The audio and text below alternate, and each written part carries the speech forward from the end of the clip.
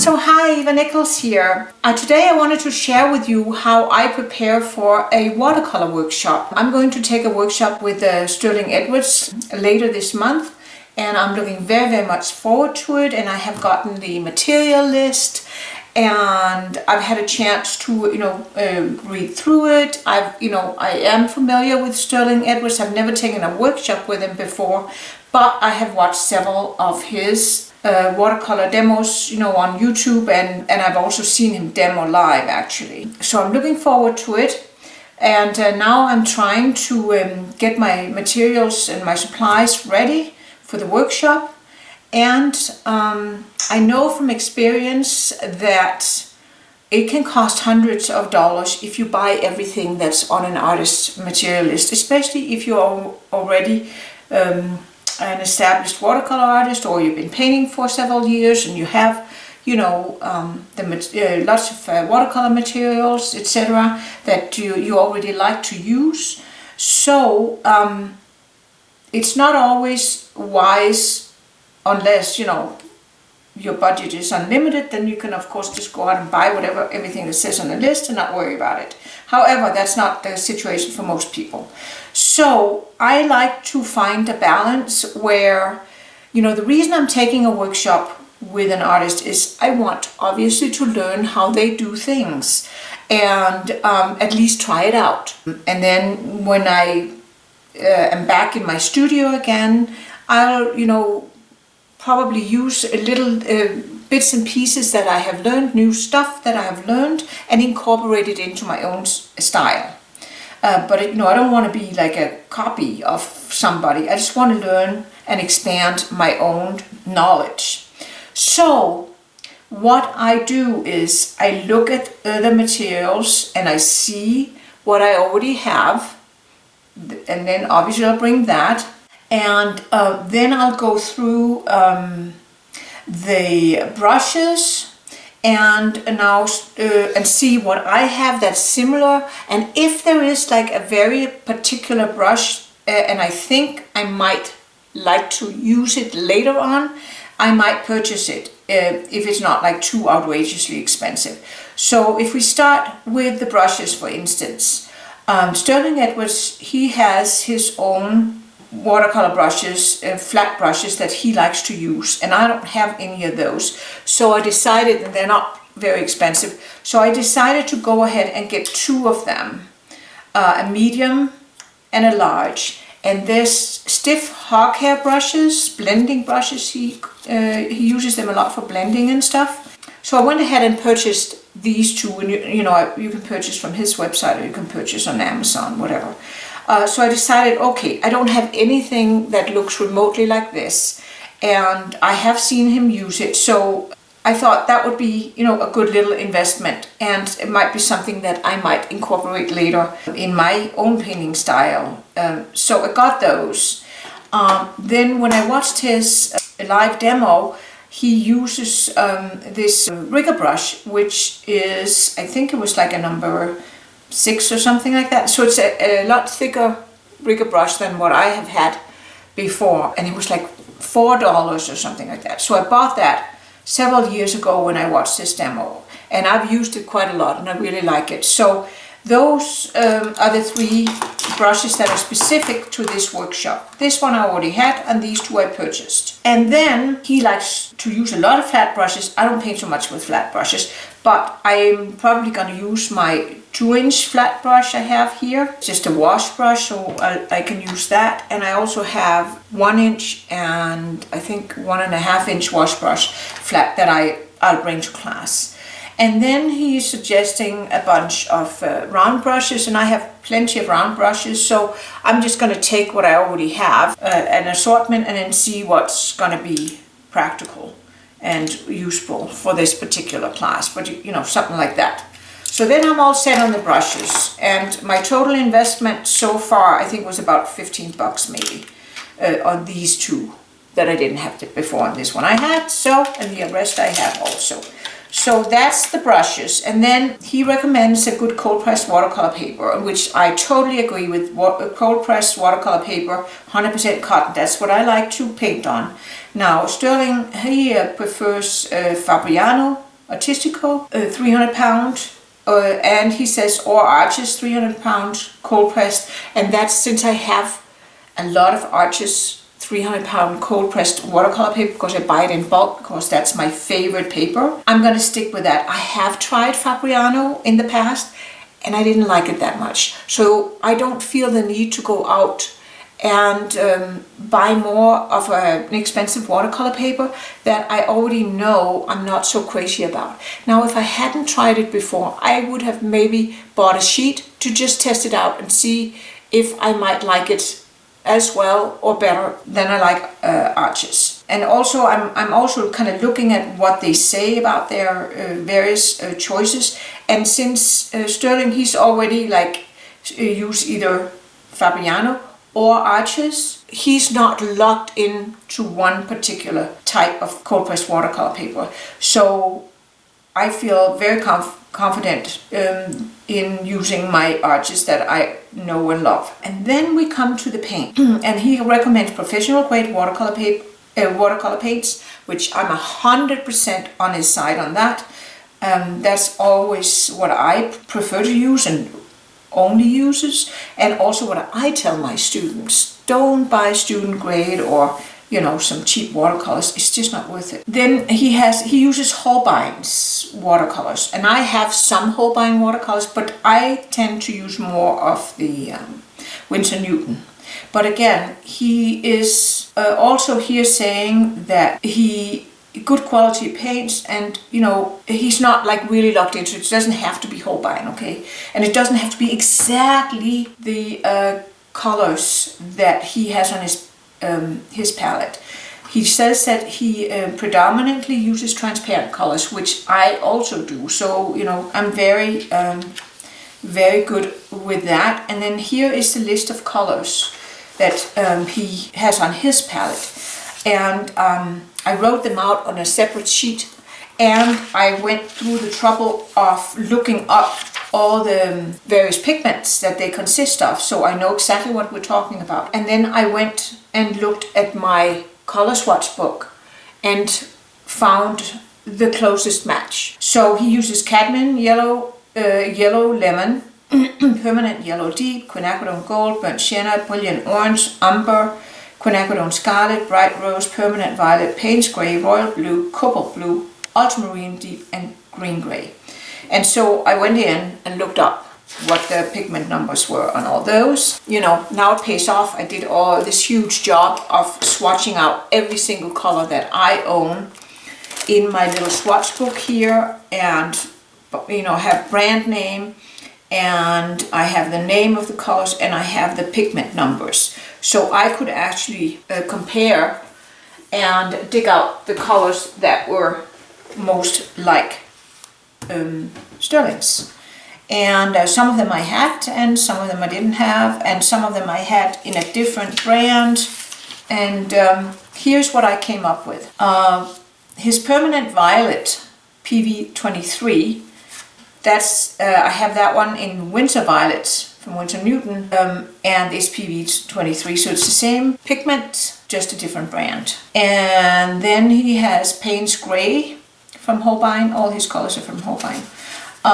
And it's a mix of 3 different pigments, and the closest match I found was Payne's Gray from Winsor Newton, so I picked that one out of what I already have. Brilliant Orange, that is in Holbein, is from 2 different pigment orange 73 and pigment orange 62. The closest I could find was winter orange red shade, and that's pigment orange 73. So that was the closest I could find. So that's the one I grabbed. Ultramarine blue, that's ultramarine deep, that's pigment blue 29. So I picked that one from M. Graham. His quinacridone gold, his is from Holbein, is PO 48 and PY 150. So I looked at the different quinacridone golds that I had from different brands, and I found one with that exact same pigment combination, and that's from M. Graham. So I picked that one. It's called nickel quinacridone gold. So that's the one I picked for that. Okay, so I have permanent yellow lemon. That's the one I have instead of this permanent yellow deep. It's not 100% the same, but it has pigment yellow 74 here, and then this one has pigment yellow 83.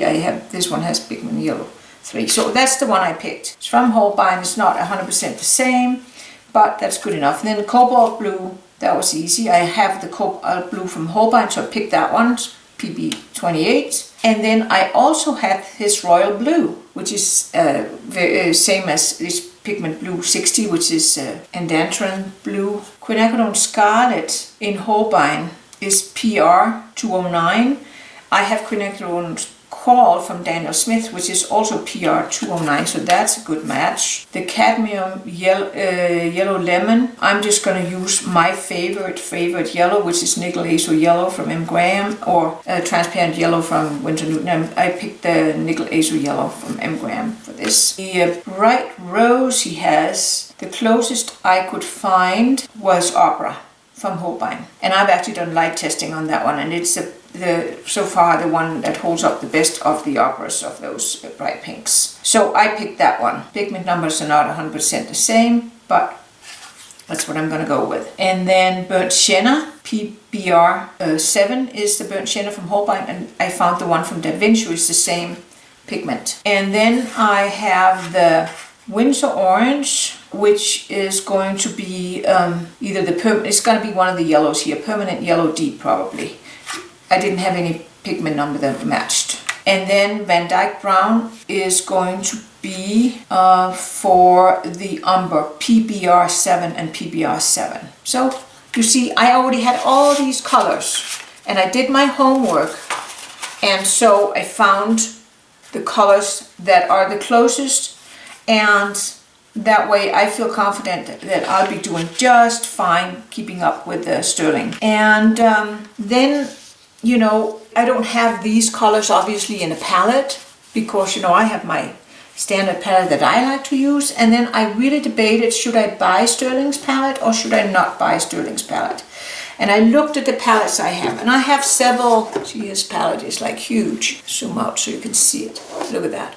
So it's a huge palette, and this here is the palette that I like to use, so it's about half the size. But that's okay. Now Sterling has signed this palette himself, and I decided to go ahead and buy it. It wasn't like super expensive, and I looked at all the palettes. I have big palettes similar to this. I looked at all of the ones I had, and actually I did not have any that has these very big wells, and that's like his claim to fame is, you know, of course he uses these big brushes, and he likes to be able to go into the wells, because that's really hard to do with a big brush like that, and then try and go in, even though my wells are not that small, but you can see that's just not very practical.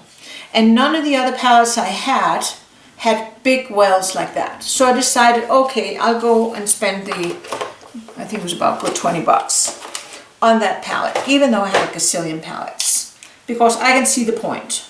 And I actually am planning on painting big paintings where I'm going to need big brushes, so that could come in handy. So I went ahead and put all my colors in that I had decided on using. That was the closest I could find of what I already have to what Sterling uses, and I put them in. And I always like to have my colors arranged, you know, in the color wheel. So I started with the yellows and the oranges, then the reds and the pinks and the violets, and then we go to the blues, and then here are the couple of earth tones. So there, my palette is all set up, and of course I wrote with a permanent marker what all the colors are, so I know if I need to refill.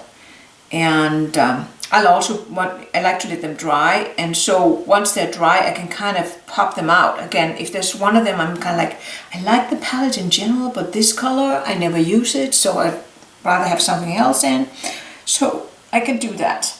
And I am going to make myself a color guide like I have here, because that way I kind of have a visual overview of what the colors look like. I like to do that. It's just kind of familiarize myself with the colors, since I have quite a few colors in here that I haven't really painted with before, or not much anyway. So that'll be fun. And other than that, it's all, you know, the usual things: kneaded eraser, paper towels, all this stuff. So I'm all set. And the only other thing that I feel I need to bring along is some sketches. And Sterling does landscapes, mainly anyway. And so, like, I have one little sketch I did here. I'm gonna put some color on. And I have a couple of other sketches in my I have one here I did a long time ago that I never painted. That would be kind of fun. So on the coast. This one is more of a high share one. And I also have another one here that I kind of like with the aspens here. So I have a lot of things already kind of worked out. And I have another one that I would like to paint. I have painted it once and I would like to paint it again. Oh yeah, this one here. I like this one too. I think that could be a good one. I have painted it without the guy. Maybe I'll put the guy in this time, little fisherman. This is, and that, you know, with the fall colors there, I think that could be really pretty. So, and I might, you know, work up a couple more. Or I'll use some of the other ones I have. I'll, you know, maybe also do some winter scenes would be nice. So anyway, I'm all prepared, and I hope you find this helpful. And just think about it. And of course, you know, when you take a workshop, don't sit and do what you always do. Push yourself. Don't be worried about if you're going to produce a brilliant painting. That's not what workshops are about. Workshops are about learning new stuff. Push yourself, experiment, try the methods that, you know, the instructor, you know, or the artist is showing you. Try some of the things that, you know, that they're doing. That's the whole point. Otherwise, you know, you're wasting your money. And that's also why, you know, I don't want to go and just paint with my regular colors. I'm going to try some of the colors as close as possible to what he has. Because this is going to be, I think it's a 4-day workshop. And I really, really always tell myself, don't be invested in the results. Learn. Be ready to do crappy paintings, but learn. So here you can see I have my palette laid out with my guide on top with the names of the colors and the brand name and the pigment numbers. I tested out the staining qualities of the paints and the transparency with the black line here, my usual style. If you want to see how I paint these guides for my palettes, I'll have the link below to that YouTube video I have on the subject. And here are the swatches from my swatch binder laid out in the order. And I feel ready to learn from Sterling Edwards. Looking forward to it. So, with those words of wisdom, I wish you a wonderful day and happy painting. And if you take a workshop, keep this in mind. You know, don't have to go out and break the bank. Get as close as you can, and then maybe invest in 1 or 2 things that are, you know, intriguing to you or completely different. And then try and use the methods and learn the techniques that the particular teacher is teaching you. So, have fun, and can't wait to report back on all the stuff I learned. Happy painting!